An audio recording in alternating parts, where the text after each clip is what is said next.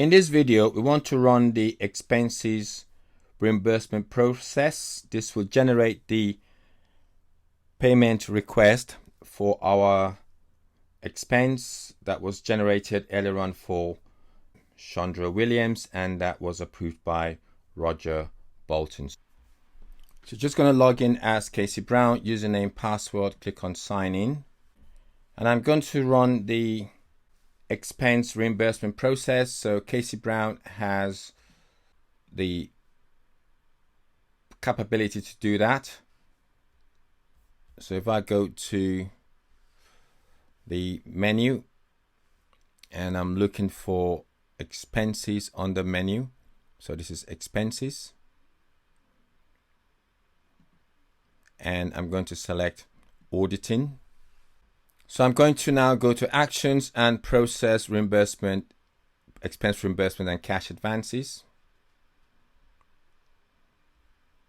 and going to select US1 business unit, and all I want is to process expense reimbursement. Click on submit and OK. So let's refresh. So again, this is another process that could be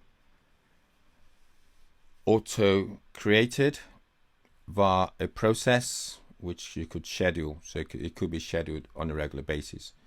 So we've got one created, and if I click on my link, which is my payment request link, so you can see that this is the payment, expense payment to Chandra Williams, that for this number, that's the expense number. If you noted the number earlier on, you would discover that that's the number that we process. And I'm going to click on done. Done again. And let's go home. And I want to view the actual payment request in my payables dashboard. So if I go to payables and click on invoices, I'll be able to see my payment request. So that's the one, $25 for Chandra Williams. So that's how to run the payment request and view the details in account payable from expenses.